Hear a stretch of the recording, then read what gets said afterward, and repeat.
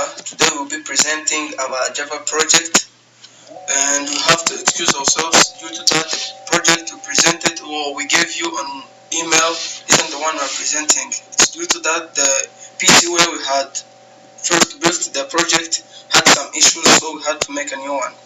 The project we'll be presenting today is Brick Breaker, a small game which will be made of 3 simple modules. I'll be starting with the interface or the user in the one playing the game will be seeing. So the simple view of the game will be looking like this. It will be very simple, a game which will be a ball which will be breaking some bricks.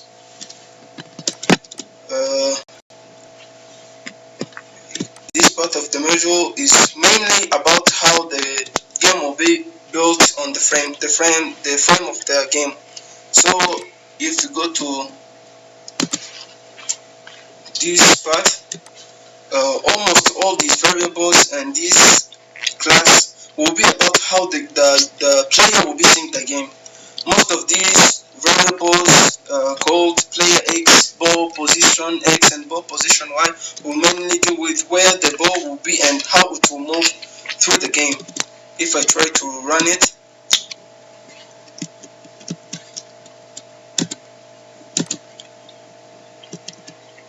this is how the game will be looking.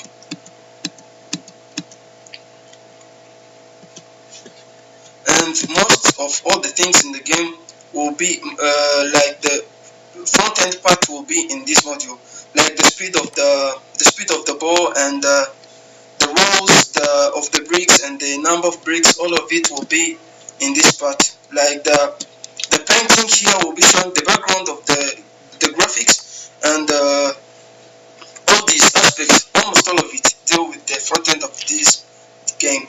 And to talk about the back end, I'll give the time to my partner and Abidjan Faris to continue with all of it.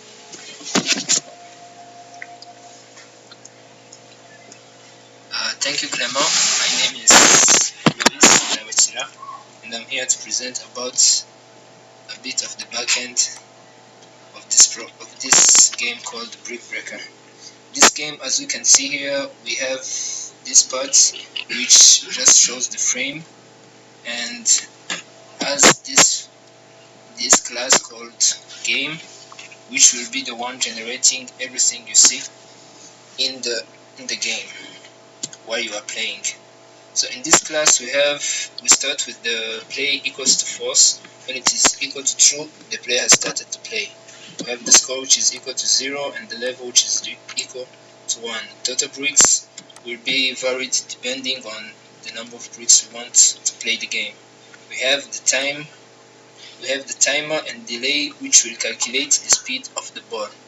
We have the ball position X which shows the first starting position of the ball, which is at 120 and 350. And then here in gameplay, the constructor of the class, we start with creating the number of rows and columns of the blocks that we'll be having. And then the total bricks will take the multiplication of the rows and columns. Then we use this map generator which will generate the bricks that are to be smashed by the ball.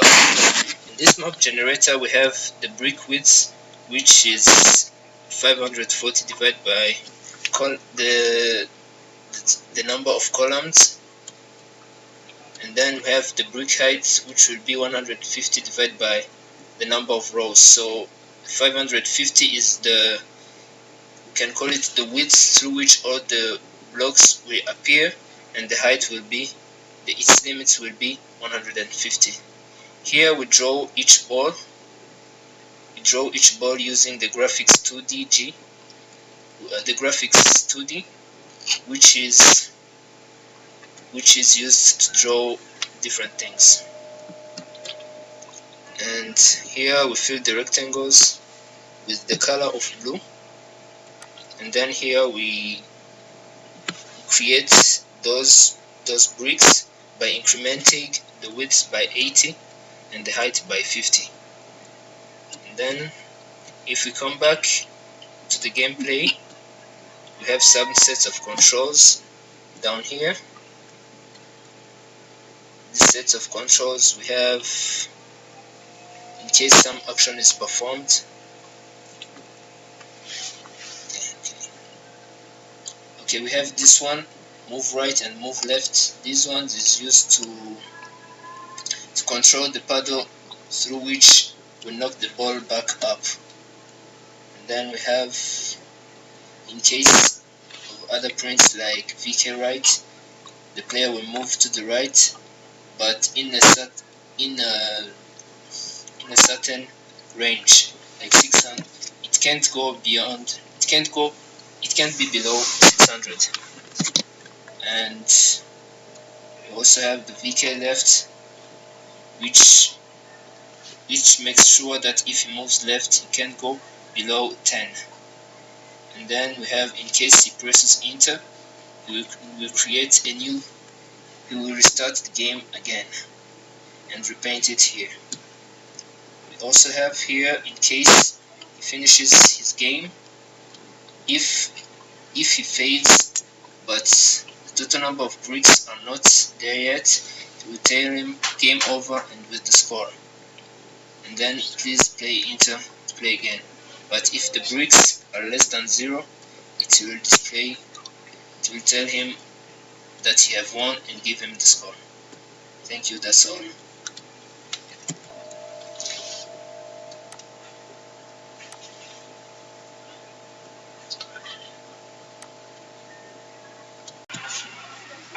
Thank you. My name is Arsene Nyamwaya. I'm gonna present about CRUD, which lets to create, update, delete, and save some activities that we're doing. So as you see, this is our GUI that we're going to do. For example, let me try to add an activity here. Maybe let's say studying. So I added an activity called studying, then I have to give it an ID 12. Let's say like, okay, let's say 12, 3. You see, if I have to save this activity, they will automatically tell me that this activity, the ID that I'm trying to assign to activity is already taken. So I will have to try again and add another activity. Let's call it again studying. Then we come and we add an ID different from the one we have been using. Let's say like 12. Then we can save. If we save, our data will be retrieved in our table in the database. And let's say that we want to update the data in our database. We can specify the data that we want to update by clicking on it like this. Then we say maybe on ID 1, let's update the activity. And you can come, then update the activity here. And you say like, if it was hero there too, we can say hero layer 1. And we update. Like, see, the process is successful. And when we go to our retrieved table, and you can see that things are already retrieved in differently. It's not like the same thing. The activity before was 1, it was 2, now we have 1. Let's talk about now. We have seen creation, retrieve, now and even update. Now we're going to delete our data. Okay, let's try and see. Maybe let's take this one. And if we want to delete it, we have to press on it. Then we have to come and press our button delete. They will ask me if I want to delete, yes or no, and I will choose yes. See, the thing is gone. So if you had to talk about the codes, the back end, what makes it happen, come in here, and as you see, everything is handled in the codes. For example, let's see. Okay, let's continue and see. Maybe let's start by this fetch. As you see, I have connected my database with my GUI. So by using this com.mysql.gdbc.drive, this will help me to connect, to add, delete, update everything from my GUI to my database. So I created this function method fetch to help me to fetch data from the database. So this is how it's done. Everything, the codes are to be implemented in this fetch function. And when we come up here, this clear function will clear the text box to remove everything which is inside there, so that whenever you're gonna type, it will be blank. And this delete function will once we select the column or the data that we want to delete, it will automatically go and delete that data from the database. See, as you see, all the functions that are required to do the CLUD are included in the back end here. Like update, it will update the table. So these are the codes. And as you see, save activity. There are a lot of functions. This alert function will alert me whenever time that I want to. Actually, if I'm not sure if I want, I press the button accidentally, it will ask me if I'm sure to do things or not.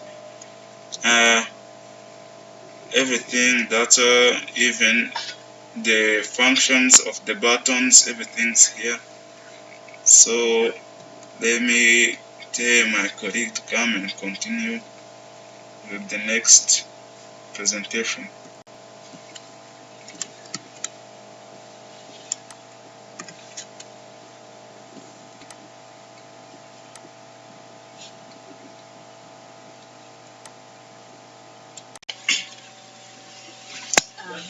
So let's continue with the presentation of the lab that was required to do polygons.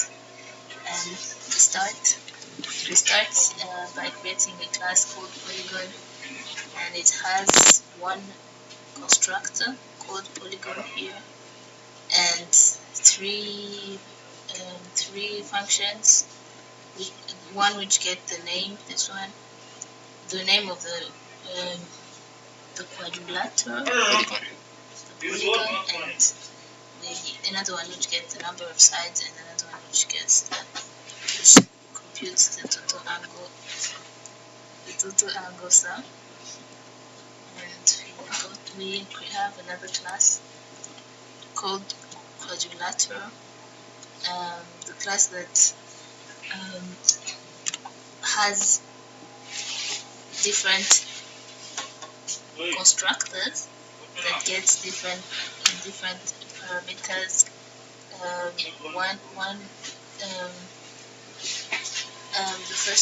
The first constructor gets one parameter which computes the area of the square.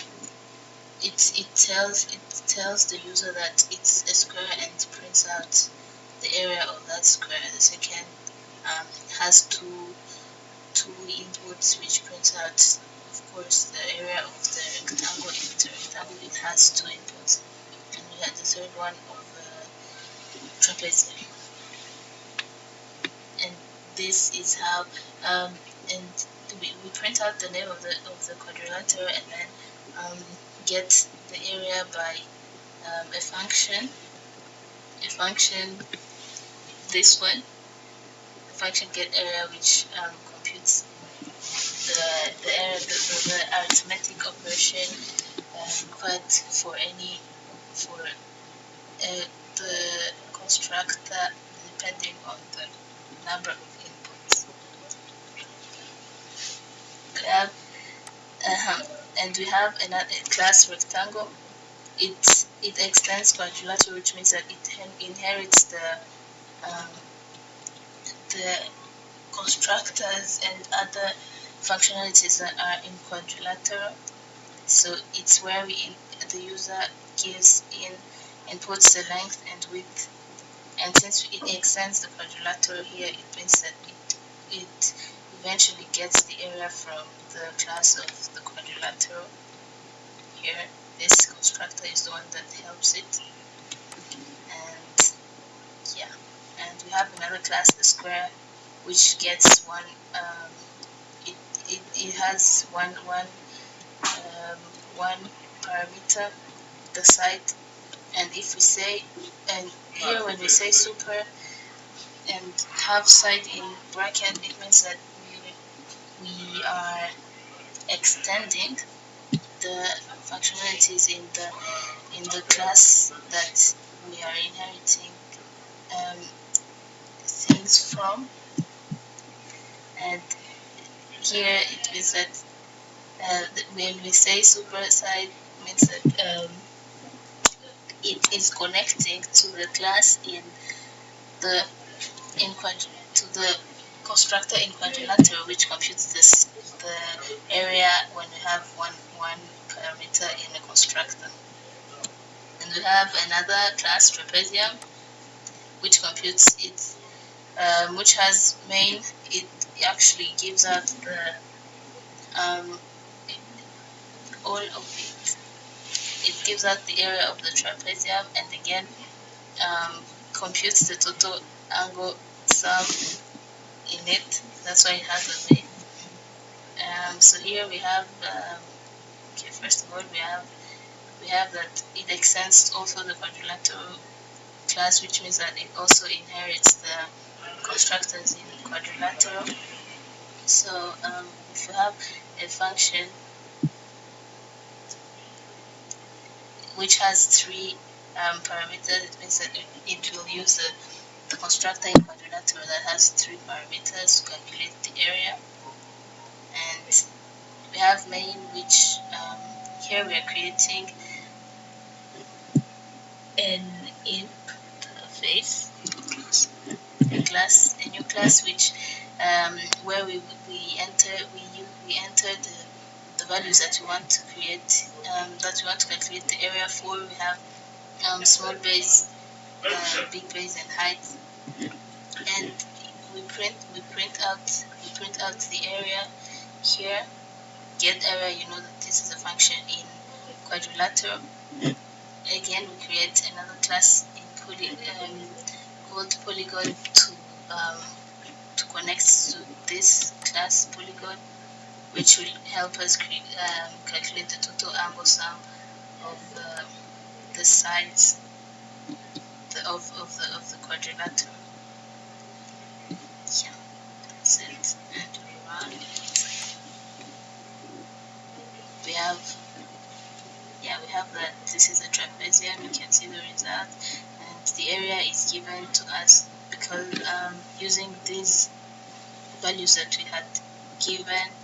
So the area is given again by calculated using the constructor in the class quadrilateral, because that's where we defined it. Again, the number of angles, we have 360. It's declared here, but it's called here, but it was declared in the class polygon because also we had extended quadrilateral. Thank you.